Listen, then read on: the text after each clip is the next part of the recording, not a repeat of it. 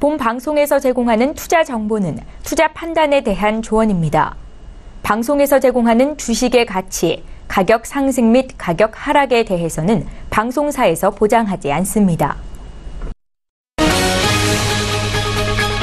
헤드라인 뉴스입니다. 지난 주말 뉴욕 증시에서 주요 지수는 미국의 러시아 스캔들 재부각으로 정치 불확실성이 높아져 하락했습니다.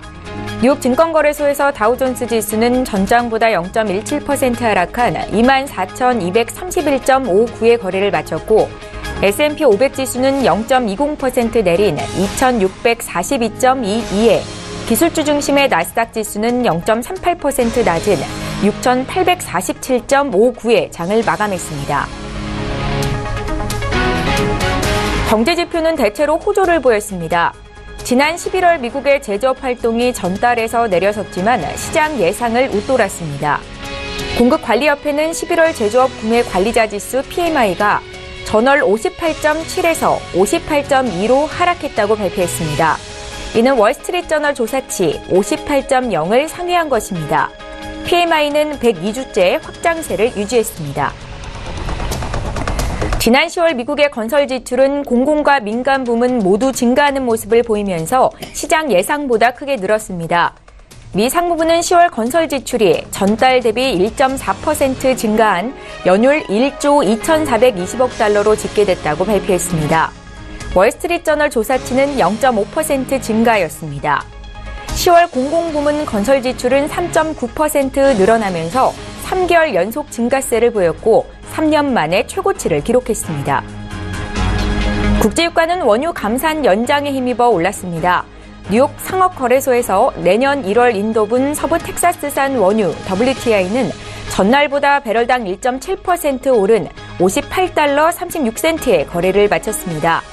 석유 수출국 기구와 러시아를 포함한 비오펙 산유국이 전날 원유 감산 시한을 당초 오는 3월 말에서 내년 말까지 다시 연장하기로 하면서 유가 상승에 힘을 보탰습니다.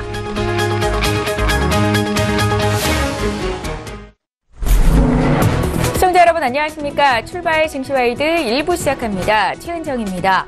지난 주말 미국 뉴욕 증시 3대 지수가 정치적인 불확실성이 불거지면서 일제히 약세를 기록했습니다. 다만 세제 개편에 대한 기대감은 지수 낙폭을 줄이는 원인이 됐었는데요. 주말 동안이었죠. 미국 상원은 세제 개편안을 통과시켰고 이로써 트럼프 대통령이 목표로 한 연내 입법화에도 탄력이 붙게 됐다라는 평가가 나왔습니다. 자, 지난주 마지막 거래일 국내 증시 마감 상황도 간단하게 전해드리죠. 외국인들의 매도세가 7거래일째 이어지면서 코스피 지수가 3거래일 연속 하락했습니다. 0.04% 소폭 밀리면서 코스피가 2,475포인트로 약보합으로 거래를 마쳤고요. 정부의 줄기세포 연구 규제가 완화되면서 제약 바이오주가 강세를 보였었는데 특히 제약 바이오주가 시가총액의 3분의 1 정도를 차지하고 있는 코스닥 시장의 강세였습니다. 2% 올라서 790선 턱 밑까지 치고 올라왔는데요.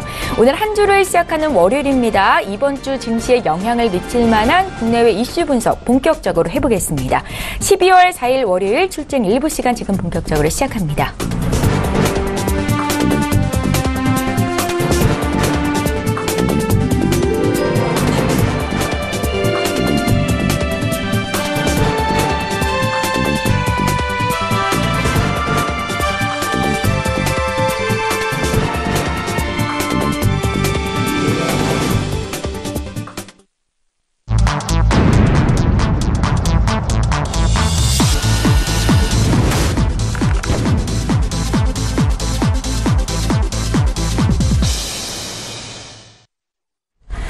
시장의 중심이 되는 국내외 이슈와 분석까지 자세히 살펴드리는 시간입니다. 오늘 월요일이죠. 신승용의 시그널 나우 시간이고요. 브레인코리아 인베스트의 신승용 대표 이 자리에 모셨습니다. 대표님 안녕하세요. 네, 안녕하십니까. 예. 자, 이번 주 증시를 움직일 시장의 신호는 어떤 것들이 있을지 먼저 화면으로 함께 살펴보시죠.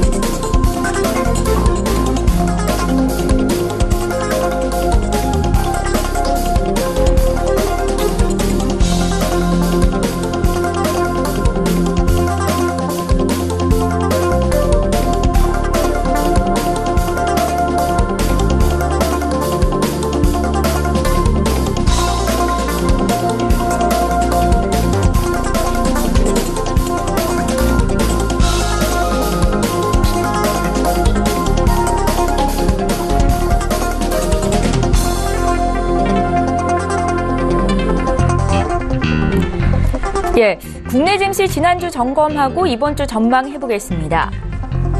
네, 미국에서는 이번 주 어떤 이벤트들이 있을까요? 함께 분석해보겠습니다. 이달 중순에 문재인 대통령의 중국 국빈 방문이 예정돼 있습니다. 사드 배치 이견을 좁힐 수 있을까요? 살펴봅니다.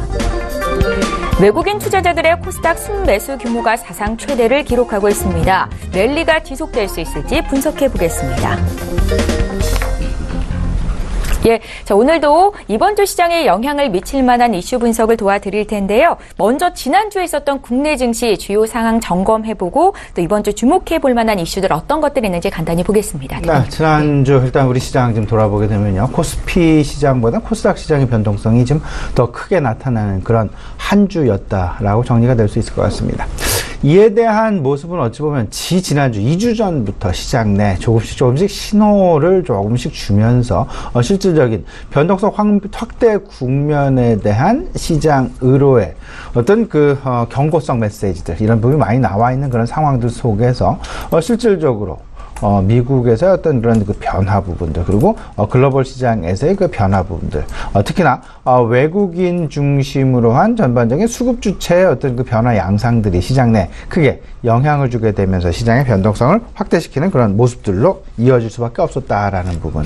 그런 모습들 중에서 북한은 미사일 발사가 한번 있었고요. 그 다음에 미국의 세제 개편안 이슈가 우여곡절 끝에 사실은 지난주 한 주 내내 하원을 통과한 전전주에 대비해서 지난주 같은 경우는 기대감이 커지는 듯 하다가 다시금 우여곡절을 만나게 되었고 그 우여곡절 원래 30일을 기한으로 해서 30일 표결 예정이었으나 결국에는 11월 2일이었죠.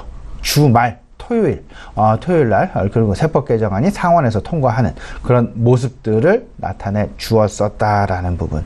여기에 11월 30일 오펙의 감산 합의 추가 연장에 대한 합의가 내년도 12월까지 연장이 되면서 국제 유가 시장 일단 긍정적인 모습 으로 다시금 안정을 찾아가는 그런 움직임 보여주는 그런 한 주가 아니었나 이렇게 지금 생각이 되고 있습니다. 특히나 국제 유가 같은 경우에는요, 최근 한 $55 전후한 어떤 그 등락이 조금 좀 나타나는 듯 했었습니다만은 이내 그 감산 합의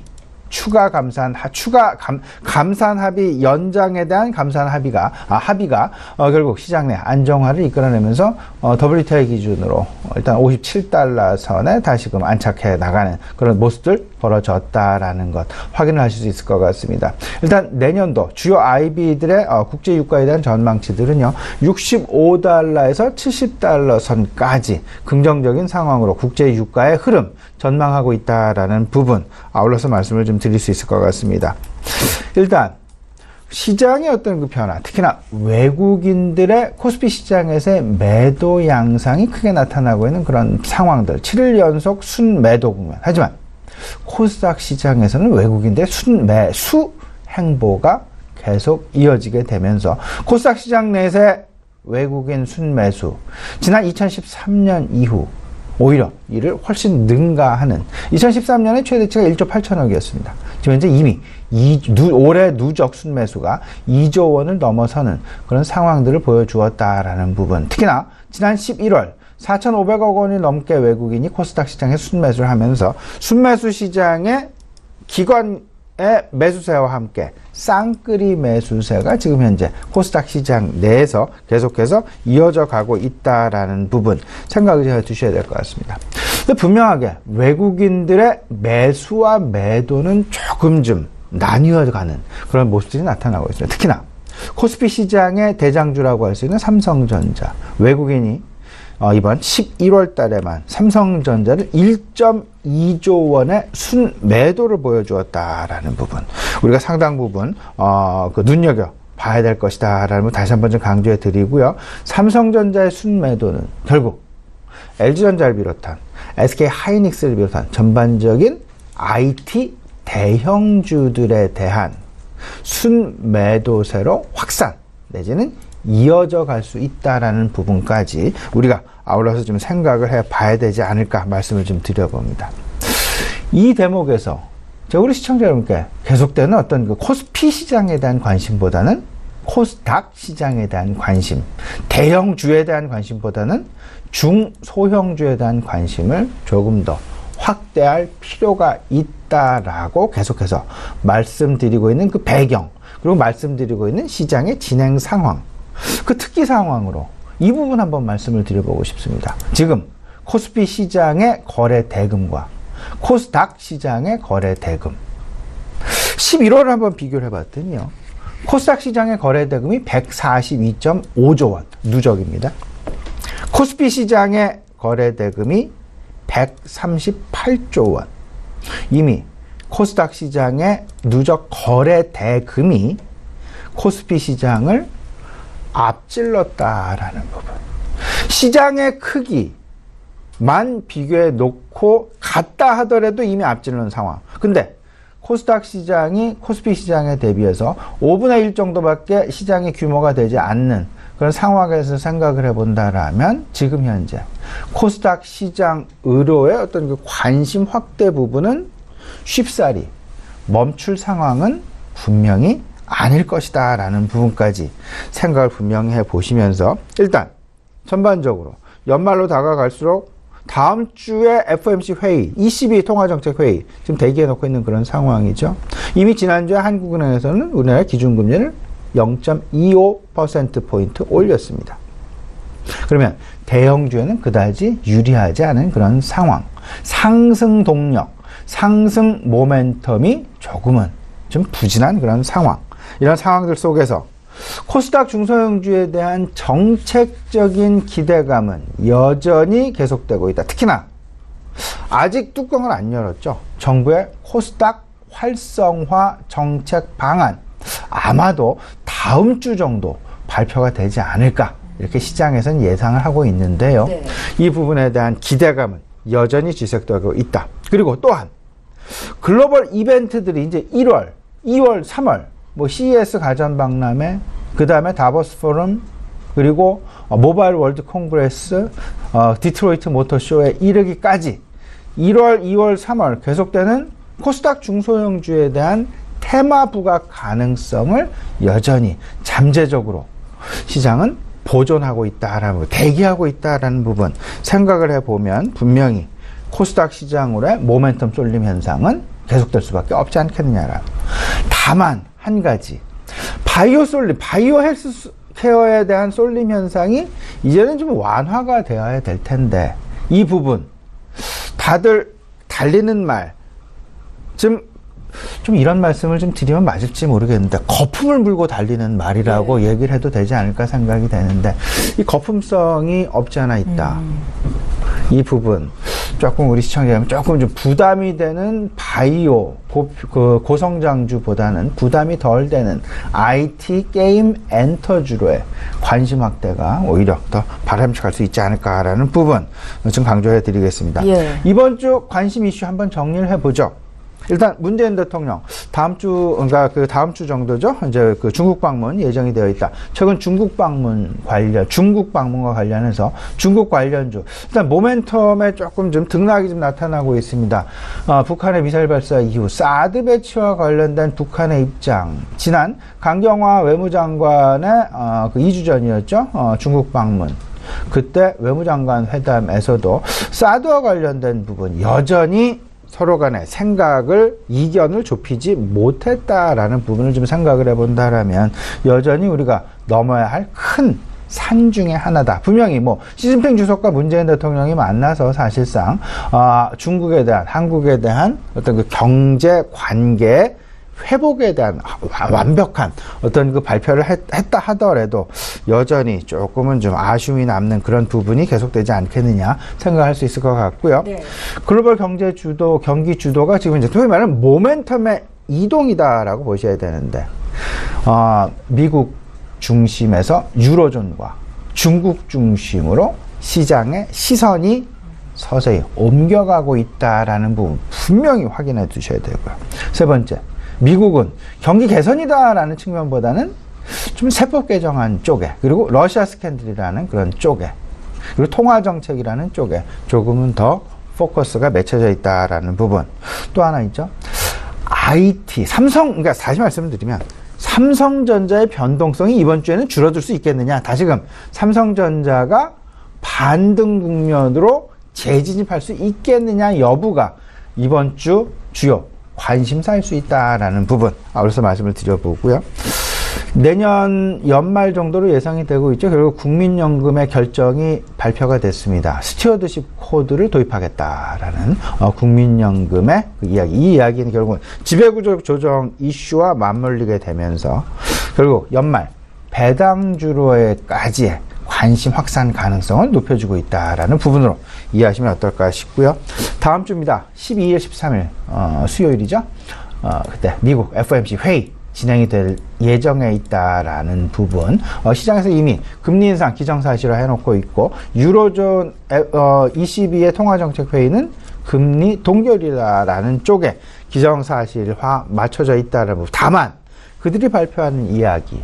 그래서 과연 내년도 금리 인상의 속도 그리고 내년도 테이퍼링의 실질적인 시점과 테이퍼링의 속도 이 부분에 시장은 오히려 관심을 가지고 있다라는 것. 따라서 큰 그림 속에서 생각을 해보면 대형주 쪽 그리고 외국인들의 수급보다는 조금은 기관성 수급과 그리고 해외로부터의 어떤 그 영향력이 좀 적은 새롭게 이슈가 돋아날 만한 그런 이벤트가 좀 풍성하게 대기하고 있는 중소형주에 대한 관심은 오히려 더 지속될 가능성이 높지 않겠느냐는 부분 같이 한번 생각을 해보셨으면 좋겠습니다. 예, 지난주 내내 국내에 영향을 미쳤던 국내 증시에 영향을 미쳤던 국내외 이슈를 봐주셨고요. 또 이번 주 시장의 관심은 어느 쪽일지를 언급을 하셨는데 이제 좀 구체적으로 하나씩 풀어보겠습니다. 지난주에 우리나라 금통위 한은의 금통위가 기준금리를 0.25%포인트 인상을 시켰고 또 한 주 남았습니다. 미국의 FOMC 회의가 이제 다가오고 있는데요. 어떤 점에 주목해보면 좋겠습니까? 예, 이번 주 특히나 뭐 대형주 같은 경우에는 아마도 다음 주 FOMC 회의와 ECB 통화정책 회의를 앞둔 상황에서 주된 어떤 그 관망 양상이 벌어질 가능성이 높을 것이다라는 부분에 무게중심이 쏠려 있다라는 부분을 아울러서 좀 생각을 해봐야 될 것 같습니다. 네. 그 중에서 미국 내 핵심 이슈, 글로벌 영향, 외국인들 수급에 영향을 줄 수밖에 없는. 지금 외국인들이 7일 연속 순매도를 코스피 시장에서 보여주고 있습니다. 이 상황들은 좀 변화시킬 수 있는 어떤 그 전환점이 나타날 수 있을까의 여부. 아무래도 시장의 관심이 쏠리게 될 것이다라는 부분. 근데 미국의 이슈 한번 생각을 해봤더니요. 한 세 가지 정도로 압축이 됩니다. 첫 번째는 세제 개편안에 대한 이슈. 지난 주말 상원의회를 51대 49로 극적으로 통과를 시키면서 이제 남은 것 두 가지 스텝이 남아있죠. 상원에서의 어떤 개편안에 대한 가이던스와 하원에서의 개편안의 가이던스를 다시 합쳐서 조율을 해서 통합을 해서 이제 그 의결 처리를 하는 그런 문제가 남아있고요. 이게 의결 처리가 되면 트럼프 대통령의 비준을 통해서 트럼프 대통령의 인준을 통해서 이제 정식으로 그 세법 개정안이 실시가 될 것이다라는 부분. 백악관 트럼프 대통령 측에서는 올해 안에 가능할 여지가 충분히 있지 않겠느냐라는 그런 어떤 그 기대감을 내비치기도 한다라는 것. 시장 내 계속된 기대감으로 작용될 수밖에 없지 않겠나. 그리고 세제 개편안에 대한 구체적인 가이드라인이 하나 둘씩 이제 뚜껑이 열릴 때마다 그리고 그런 부분에 대한 시장 내에 어떤 의견이 가미가 될 때마다 시장은 다시금 긍정적인 어떤 그 모습의 진행 가능할 것이다라는 부분. 소위 말하는 외국인들의 투자 심리의 개선 가능성 만들어낼 수 있다라는 기대감 갖기에 충분하다라는 말씀 좀 드려보고요. 두 번째가 FOMC 회의가 되겠습니다. 12일, 13일 금리 인상한 기정사실화. 근데 여기에 이제 파월 차기 연준의장 지명자 지명이 되어 있고 의회 청문회도 마친 그런 상황 속에서 과연 옐런 의장이 내년도에 대한 차기에 대한 어떤 그 금리 인상의 속도 뭐 이런 부분에 대한 이야기 언급 가능성은 거의 없을 것이다라는 부분에 목소리가 좀 맞춰지면서 오히려 이번 FOMC 회의는 조용하게 금리 인상을 실시하는 그런 상황에서 마무리되지 않겠느냐라는 부분. 오히려 시장의 관심은 파월 차기 연준의장 지명자에 대한 입과 앞으로의 그의 스탠스, 그의 방향성. 왜냐하면 지금 현재는 속도에 그 관심이 있단 말이죠. 그러니까 속도는 아무래도 차기 연준 지명자에 대한 어떤 그 스탠스의 폭에 상당 부분 좌우되지 않겠느냐라는 부분 생각을 해보실 필요가 있어 보입니다. 그리고 러시아 스캔들 문제가 있는데요. 러시아 스캔들이 계속해서 시장 내 발목을 잡고 있고 이거는 단기간에 그칠 문제는 분명히 아닐 것 같습니다. 상당 기간 시장을 계속되는 어떤 그 하방 압력 요인으로 작용될 가능성이 높지 않겠느냐. 큰 그림에서 생각을 해본다면 미국 그 세제 개편안에 대한 기대감이 여전히 상당 부분 높게 긍정적인 부분을 작용하면서 시장을 크게 급락시키는 시장의 변동성을 만들어내지는 않을 것이다 라는 부분. 모멘텀은 부재하지만 그렇다라고 시장을 크게 급락으로 만들어낼 만한 이슈도 존재하지 않는 그런 상황일 것이다 라는 부분. 세제 개편안을 간단하게 좀 말씀을 좀 더 드려보면요. 그 규모 1.4조 달러. 우리나라의 1년 GDP가 1.6조 달러입니다. 미국의 1년 GDP가 16조 달러. 그러면 세제 개편안에서 세제를 좀 그러니까 미국 1년 GDP의 약 한 10%에 육박하는 8%, 9%를 넘어서는 그런 규모의 세제 개편안이 지금 현재 미국에서 상당히 급박하게 거의 초읽기 막바지에 들어갔다라는 그런 움직임은 시장 굳이 빠질 이유가 전혀 없는 그런 분위기가 이미 형성되어 있는 상황이다라고 보셔도 무리가 없지 않나 말씀을 좀 드려봅니다. 예, 다음 이슈로 좀 넘어가 보겠습니다. 문재인 대통령이 이달 중순에 국빈 자격으로 중국을 방문하게 됩니다. 4대 해빙 분위기가 진행이 되고 있는데 완전한 해소까지는 시간이 좀 걸릴 것 같다라는 생각도 들고요. 최근에 중국 관련주들의 기대감이 높은 상황인데 이번 문 대통령의 중국 방문이 어떤 해결의 실마리를 또 잡아낼 수 있을지 어떻게 보십니까? 사실상 이제 얼마 전에 G20 정상회담에서 문재인 대통령과 시진핑 주석의 만남, 그때의 분위기보다는 조금 좀 가라앉지 않았나라는 그런 생각이 좀 많이 듭니다. 그때 네. 공식적으로 실질적인 경제 관계 정상을 회복했다라는 그런 공식적인 발표를 할 정도로 그 만남 상당히 긍정적인 그런 분위기로 이어졌었는데요.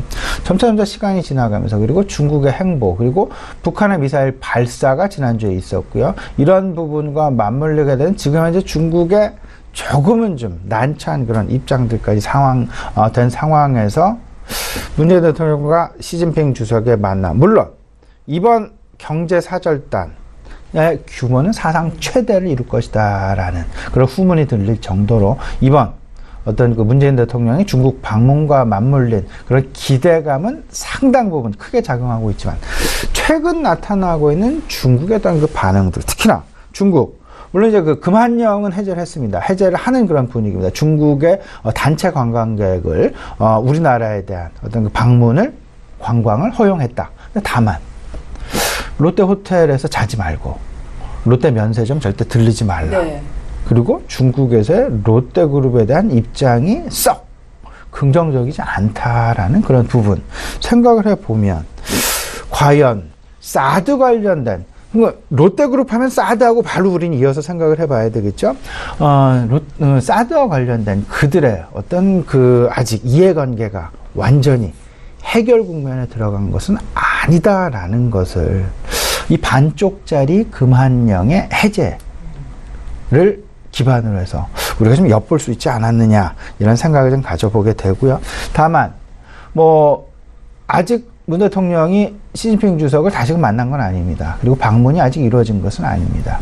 근데 하지만 그 경제사절단의 규모나 그런 기대감, 아직까지 충분히 우리가 기대를 해봐도 되지 않을까라는 부분. 화장품과 여행, 그리고 항공, 면세, 엔터주. 특히나 저는 엔터주에 대한 관심이 상당 부분 중요하지 않을까 말씀을 좀 드려보고요. 이런 부분들을 조금 더 궁극적으로 생각을 해본다면 우리 시청자 여러분 이 부분 한번 생각을 해보시죠. 뉴스 플로우 모멘텀이다라는 부분이 있습니다. 뉴스 플로우 모멘텀. 뉴스 플로우 모멘텀은요. 쉽게 얘기를 하면 소문에 사서 뉴스에 팔아라라는 이야기와 비슷하다라고도 생각을 하셔도 되고요. 근데 뉴스 플로우, 뉴스가 계속해서 나올 만한 이어질 뉴스들이 있는 대상에 그 테마군에 투자를 하는 것이 조금은 더 마음이 편할 수 있다라는 부분. 지금 현재 뉴스 플로우 모멘텀이 많이 나타날 수밖에 없는, 그리고 긍정적인 뉴스 플로우 모멘텀이냐 부정적인 뉴스 플로우 모멘텀이냐. 예를 들어 보겠습니다. IT 주도주 논란이 최근 상당히 불거지고 있습니다. 근데 지금 현재 상황, IT가 반도체 시장이 더 좋아질 것이냐 아니면 조금씩 둔화될 가능성이 있겠느냐라는 뉴스 플로우의 앞으로의 상황을, 전개 상황을 좀 생각을 해본다면 좋아질 것이다 라고 이야기하는 쪽보다는 지금 현재의 상황에서는 이제 정점에 다다르고 있다라는 이야기가 조금 더 많지 않을까라고 지금 예상을 해볼 수 있지 않을까라는 그런 생각. 소위 말하는 뉴스 플로우 모멘텀의 흐름의 방향성이 되겠습니다. 이 부분을 좀 생각을 해보실 필요가 있어 보이고요. 바이오 헬스케어 논란, 바이오 헬스케어에 대한 이슈. 물론 정부의 이제 그 뭐 관련 규제나 관련 뭐 산업 규제 해소, 해결, 완화 이런 부분에 대한 기대감 충분히 있겠습니다만 그에 반해서 그에 비한다 하더라도 PR이 지금 너무 높다라는 부분, PR에 대한 어떤 그 우려감 시장에서 계속 이슈로 제기될 수밖에 없다라는 부분, 이게 바로 뉴스 플로우 그리고 어떤 그 이슈 플로우에 대한 방향성이다. 이 부분. 중국 사드 보복 이슈도 지금 이제 중국 사드 보복 이슈는 더 악화될 수는 없을 것 같습니다. 오히려 저는 긍정적인 방향으로 해석을 해야 될 것 같은데, 악화되기보다는 해결의 방안. 앞서서 말씀을 드렸던 IT 주도주나 바이오 헬스는 개선의 방향보다는 오히려 조금 좀 우려의 방향 가능성이 높아 보이는 그런 이슈일 수 있지만, 사드 보복은 과연 더 나빠질 수 있겠느냐. 오히려 좋아지면 좋아졌지. 그런 방향에 대한 투자, 어떤 그 무게중심의 움직임, 이런 부분 우리 시청자분 같이 참고하셨으면 좋겠습니다. 예, 앞서서도 언급을 하셨는데 최근 코스닥 시장의 변동성도 높고 또 상승세에 힘입어서 전달 코스닥 거래 대금은 역대 최대 규모를 기록했다라는 소식이 전해졌습니다. 외국인 투자자들 역시 순매수 규모가 사상 최대를 기록할 정도로 코스닥 시장이 뜨거운데요. 앞서서 제약 바이오 쪽은 좀 그래도 거품을 물고 달리는 말과 같은 표현을 하셨잖아요. 좀 열기는 있지만 거품이 많이 꼈다라는 말씀이셨던 것 같습니다. 코스닥 시장의 분위기는 앞으로 어떻게 될까요? 사실상 굉장히 부담스러운 말씀을 좀 드리는데, 그러니까 그 개인적인 생각을 좀 말씀을 드려보면, 좀 너무 높은 PR 종목들 굳이 쫓아갈 필요가 있겠느냐라는 부분으로 우리 시청자분께 좀 말씀을 좀 드려보고요. 네. 다만 분명한 시청자분들 본인의 착각에서 빨리 벗어나야 된다. 나는 이 잘못된 거품에서 얼마든지 금방 벗어날 수 있을 것이다 라는 자신감. 근데 빠져들다 보면요, 쉽게 빠져나오기 쉽지 않습니다. 바로 본인의 그 원금이라든지 본인의 그동안 과거에 어떤 그 만들어 놨었던 수익률, 이런 부분들이 벤치마크로 계속해서 떠오르게 되면서 이 부분을 기준으로 생각을 하게 되는, 그렇기 때문에 코스닥 시장에서 어떤 그 지난주 특히나 변동성이 크게 불거져 나오는 그런 상황 속에서 내가 그 부분을 떨쳐버리고 나오기는 상당히 쉽지 않다. 근데 저는 오히려 거기서 빨리 떨쳐 나와서 오히려 좀 저평가, 그리고 성장 가능성이 높은, 그리고 이슈의 모멘텀 플로우의 주체가 될 가능성이 높은 종목군, 그런 관심군 쪽으로 미리 좀 선제 대응을 해놓는 것이 바람직하지 않겠느냐라는 부분 먼저 좀 강조해 드리겠습니다.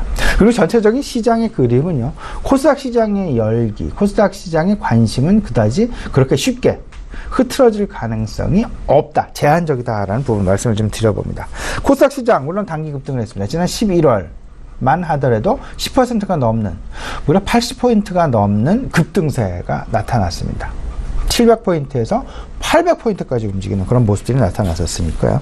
근데 기관에 이어서 외국인들도 매수에 가담하는, 특히나 외국인 11월 중 4,500억 원이 넘는 순매수, 그리고 올해 2조 7천억 원의 순매수를 보였다.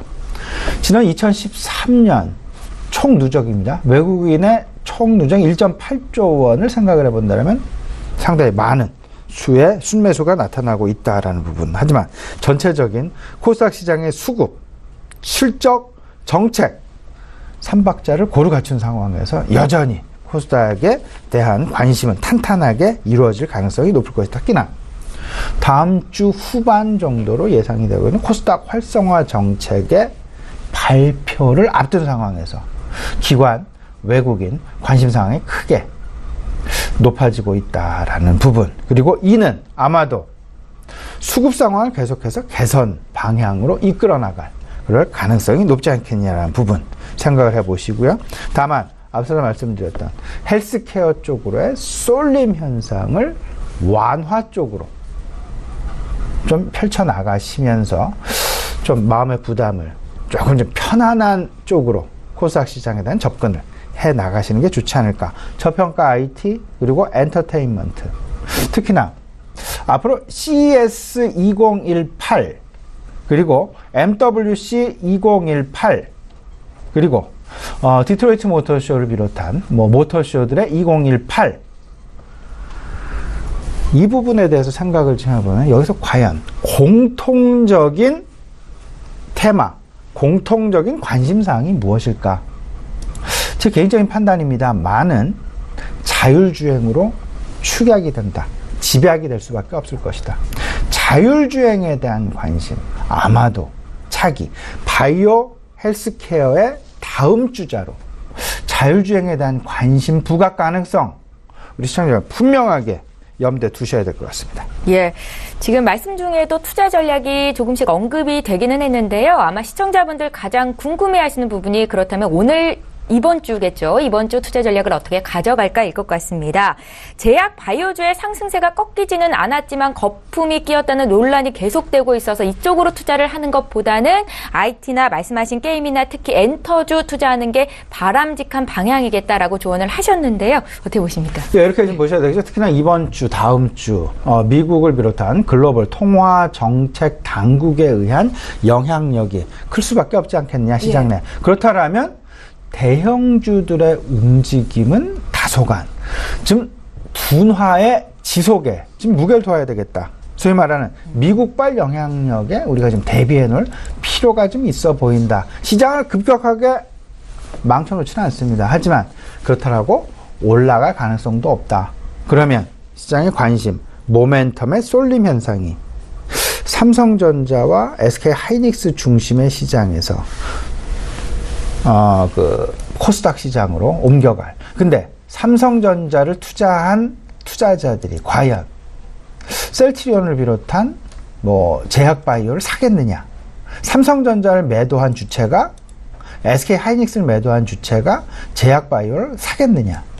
저는 그 부분은 상당 부분 반신반의합니다. 사실은. 그래서 오히려 조금 좀 대형주에서 미들캡, 스몰캡으로의 이전 가능성은 있지만 전혀 성격이 다른 그런 업종으로의 움직임, 업종으로의 바꿔타기, 그런 부분들은 주요 기관 투자자들에서 나타나기는 상당 부분 쉽지 않다라는 부분. 그러기에 우리 개인 투자자 여러분들도요, 오히려 기관들이 삼성전자와 SK하이닉스 이런 변동성이 나타나는 주도주 논란이 계속되는 상황에서의 차익 매물을 실현한 그 자금이 과연 어떤 쪽으로 이동을 하게 될 것이냐라는 부분. 이 부분 당연히 저평가 중소형 IT주 쪽으로 움직일 가능성이 높다. 저평가 중소형 IT의 핵심에는 사물인터넷, 그리고 자율주행 자동차, 그리고 인공지능, 이런 부분들이 각자 포진하고 있다라는 부분 꼭 좀 생각을 해보시면서요. 전체 그림, FOMC 대비하는 그런 시장, 좀 그렇게 크게 변동성이 없는 그런 시장, 이번 주, 다음 주 초까지 진행될 것이다라는 부분. 다만 시장에 어떤 그 변동성을 줄 만한, 기대감을 줄 만한 부분, 세제 개편안의 어떤 그 진행, 상황, 이런 부분들의 영향을 받을 가능성이 높지 않겠냐는 부분. 따라서 시장 내 이슈 좀 점검을 해보면요. 세제 개편안이 진행 수준, 진행 정도에 따라서 시장 어떤 그 방향성 결정될 여지가 커 보이고요.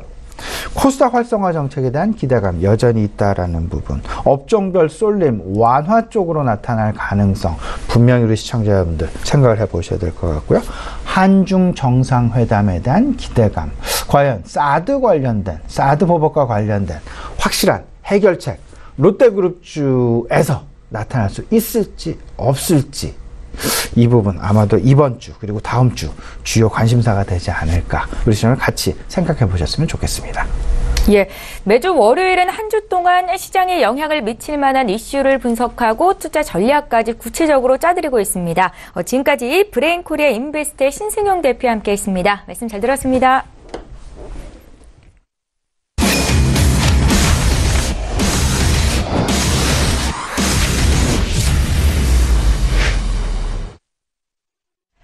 예, 이번에는 국내외 선물 시장 흐름 분석하고 구체적인 투자 전략까지 짜보겠습니다. 선재 트레이더의 선물 하이킥 시간이고요. 오늘도 선재 트레이더 화상으로 만나보겠습니다. 안녕하세요. 네, 안녕하십니까. 선재 김성입니다. 예, 반갑습니다. 자, 오늘도 먼저 국내 선물 시장부터 흐름을 볼 텐데요. 지난 한 주 동안 대응을 잘 하셨을 테고 이번 주도 기대가 됩니다. 투자 전략 세워주십시오. 네, 우선은 먼저 그 지수에 대해서 언급드리기 전에 이걸 말씀드리겠습니다. 지속적인 추세 저항 돌파를 실패하고 있습니다. 저희는 추세 돌파 안착을 좀 사실은 기대하고 있는데 지속적으로 추세 안착을 돌파 실패하고 있고요. 그렇다면 그 지속적인 추세 저항 반등을 실패하는 거, 이건 320 지수 확인을 원하는가에 대해서 의구심을 품지 않을 수가 없습니다. 우선 삼성전자 잠깐 보도록 하겠습니다. 저희가 서울경제에서 리딩을 할 때 저번에 한번 설명을 드렸던 내용으로 알고 있습니다. 윗구간들 상방 제약에서 얘네들은 240만 원대까지 밀릴 그림이다 말씀드렸었고, 그 구간이 벌써 거의 일주일 이상 지나오면서 중간 반등 여력이 별로 없는 상태에서 지속적으로 밀리고 있습니다. 그 마지막 구간대의 중심에 이미 놓여 있는 상태고요. 그렇다면 지금 중간에서 저희가 약간의 추가적인 반등 이후에 지속적인 매도세 공략하기를 원했었는데 반등 자체가 지속적으로 약했고요.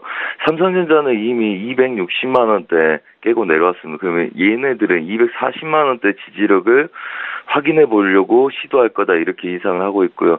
단지 오늘 해외 선물 쪽에서 추가적으로 안전자산의 갭 하락에 의해서 지속적으로 삼각 수렴권에서 반등 여력들이 있는가를 봐야 되겠으나, 이렇게 된다면 하방 240만 원대까지 열고 대응을 하는 게 필요할 것 같고요. 우리 지수로 보자면 지금 325 지수에서 여전히 금요일날도 327 지수를 안착해서 328에 정착하는지를 지속적으로 지켜봤었습니다. 하지만 327 후반 지수에서 다시금 밀리는 모습으로 야간 선물에서는 또 하락을 했고요. 그렇다면 오늘 예상 지지력은 323 지수 가장 타이트하게 보더라도 그 지수까지는 열고 봐야 될 입장이고요. 그 다음에 예상 저항들은 금요일날 하락세를 지지했던 325 지수 예상 저항이 되고 있습니다. 한마디로 개발으로 시작돼서 325 지수를 다시 제도약에서 안착하는지 오늘 테스트란 거죠. 하지만 지속적으로 추세를 넘어가지 못하고 있는 상황에서는 좀 더 눌린 구간들 예상하고 대비하시는 게 좋겠다, 이렇게 말씀을 드리겠습니다. 네. 예, 국내 선물 시장 흐름 분석하고 투자 전략까지 들어보고 있습니다. 선재 트레이더와 함께하고 있고요. 이번에는 해외 선물 쪽 보겠습니다. 방향 어떻게 보고 계신지요? 네, 우선은 방향들, 박스 구간들 계속 횡보하는 모습들 보이고 있어서 좀 오래 봐야 편하고 이쁘듯이 차트도 그러하다 말씀드리고 싶습니다. 한마디로 달러 인덱스 자체가 지속적으로 보호하권이라는 거죠. 저희가 92.61, 620대 이 구간들 지지력에서 매수 받은 지가 이미 일주일이 다 돼갑니다.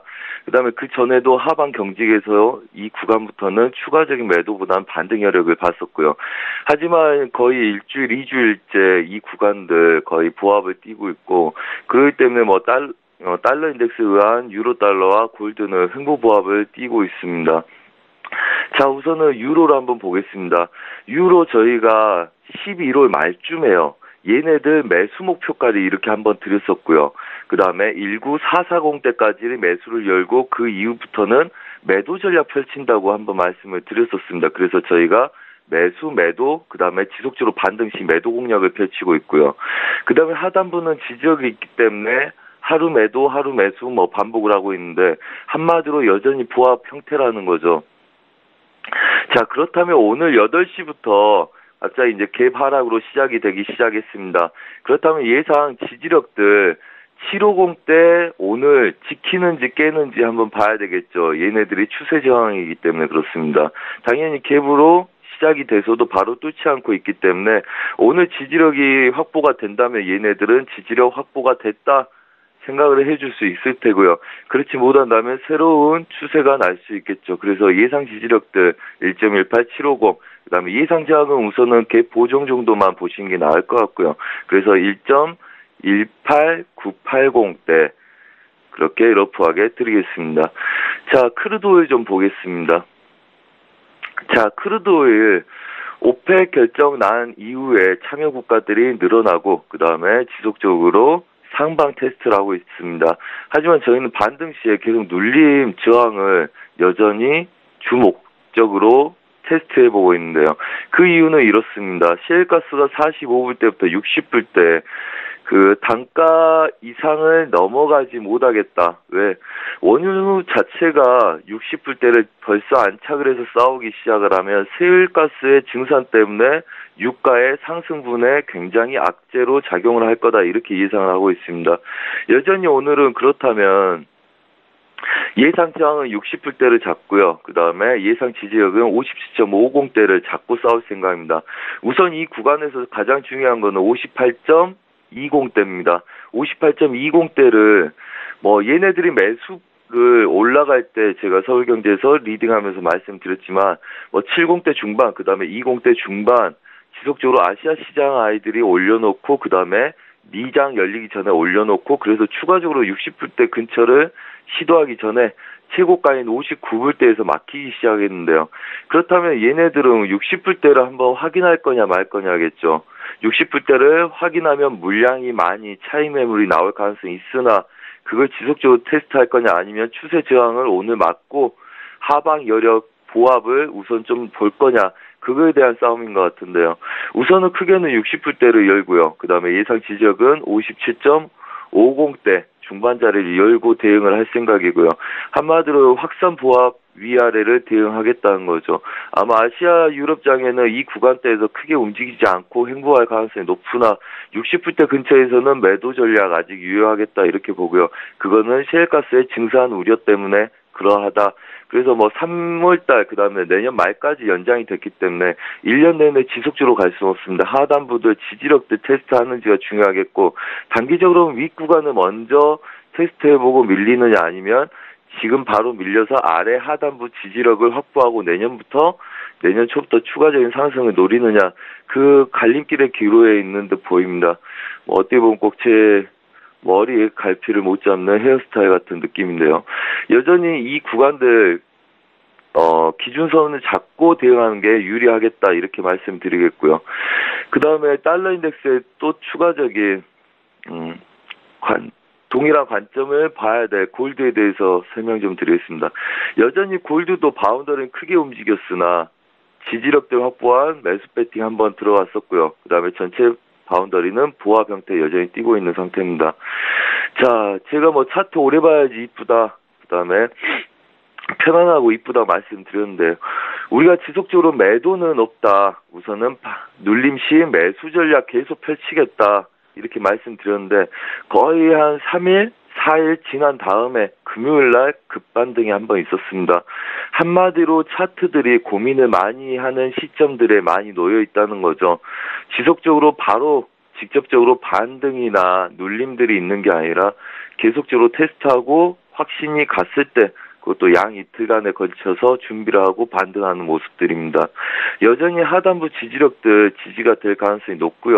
그래서 오늘 저항점들 지지력들은 우선 시가 시작되면서부터 12750 이미 중요한 자리들 지지가 돼 있습니다. 하지만 여력을 두고 대응하셔야 되기 때문에 하반 경직성의 추가적인 여력 자리들 러프하게 1270대 지지력을 예상드리겠고요. 그 다음에 1280대는 여전히 유로와 같이 갭 보정 구간 보셔야 되는데 제 예상을 보면 일반적으로 지지력은 여유를 두고 그 다음에 익절을 할 수 있는 매수포의 여력들은 좀 짧게 드리는 편인 걸 느낌적으로 알 수 있으실 겁니다. 한마디로 먹을 때는 지지력에 덜 칠 수 있기 때문에 좀 불리하게 익절을 잡고요. 그 다음에 저항은 불리하게 두고 대응을 하셔야지 머릿속이 혼란하지 않겠죠. 전반적으로 이 구간들 저항이 예상되나 예상 지지력은 최대치 1270대를 잡으신 게 좋고요. 그 다음에 고가에 대한 갭 보정 자리는 12830까지 열려있지만 1280대까지의 익절 구간 설정해서 조심스럽게 매매를 하시면서 전체 흐름을 추가적으로 파악하는 전략이 유리하겠다 이렇게 보고 있고요. 한마디로 달러 인덱스들 지속적으로 저항권에 오랫동안 머물러 있었기 때문에 이 달러 인덱스의 방향성 이탈이 앞으로의 골드와 유로 그다음에 상품 통화의 이탈도 불러올 것이다. 이미 일주일 이상 보합권에 놓여 있는 구간들 이제 추가적인 하락이나 추가적인 상승분 돌파에 대해서 준비해야 되지 않을까 하고요. 이 중심 구간에 있는 구간들은 박스권 매매 전략 유효하겠으나 지속적으로 짧게 보고 불리한 구간은 여유 있게 그다음에 유리한 구간은 추가적으로 수익을 잘 챙길 수 있게 익절 따라잡으면서 단기적으로 대응하시면서 흐름을 파악하는 게 중요하겠다. 그렇게 보는 게 중요한 일주일이 되겠다. 이렇게 말씀을 드리겠습니다. 예, 네. 선제 트레이더 갈피를 못 잡는 헤어스타일 멋지십니다. 감사합니다. 예, 오늘도 말씀 잘 들었고요. 내일 이 시간에 또 뵙도록 하겠습니다. 고맙습니다. 네, 감사합니다.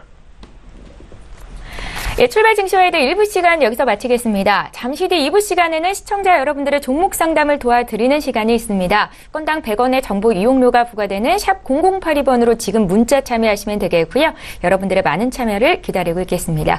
저희는 잠시 뒤 2부 시간으로 다시 오겠습니다. 고맙습니다.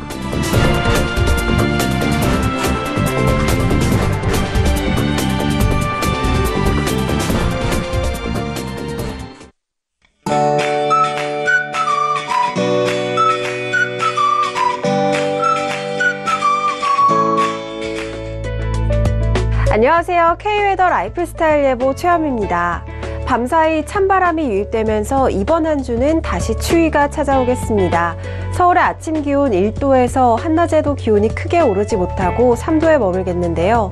어제와 비교해서 5도가량 낮겠습니다. 여기에 찬바람이 불어오면서 체감온도는 더 떨어지겠습니다. 계속해서 옷차림에 신경 써주셔야겠습니다. 오늘 밤부터는 충청 이남 서쪽 지역을 중심으로 눈이나 비가 내리겠는데요. 예상 강수량은 5mm 내외로 많지는 않겠고요. 서해안과 제주 산간을 중심으로는 최고 7cm의 눈이 내리겠습니다. 현재 위성 영상 보시면 전국에 구름 많은 모습이고요. 중부지방과 서해안에는 산발적으로 비가 내리고 있습니다. 비는 아침에 대부분 그치겠습니다. 오늘은 북쪽을 지나는 기압골의 영향을 받다가 벗어나 중국 북부지방에서 확장하는 고기압의 가장자리에 들겠습니다. 다음은 자세한 지역별 날씨를 나절 예보를 통해 알아보겠습니다. 중부지방 대전은 흐려져 저녁부터 눈이 내리겠습니다. 낮 최고 기온은 서울, 춘천 3도, 대전 5도가 예상됩니다. 동해안 지방은 오전에 구름 많다가 점차 맑아지겠습니다. 한낮엔 강릉 6도가 되겠습니다. 남부지방은 저녁부터 전라도를 중심으로 눈이 내리겠습니다. 낮 최고 기온은 광주 7도, 부산 9도가 예상됩니다. 현재 서해상에는 풍랑특보가 발효 중인데요. 점차 전 해상으로 확대되겠습니다. 물결은 서해와 동해상에서 최고 4m로 매우 높게 일겠습니다. 항해나 조업하는 선박은 각별히 주의하셔야겠습니다. 이번 주는 눈비 소식이 잦겠습니다. 내일 아침 기온이 영하 8도로 평년 기온을 6도가량 밑돌겠는데요. 추위 대비 잘 하셔야겠습니다. 날씨였습니다.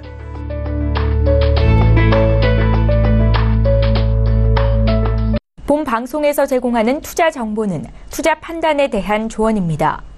방송에서 제공하는 주식의 가치, 가격 상승 및 가격 하락에 대해서는 방송사에서 보장하지 않습니다.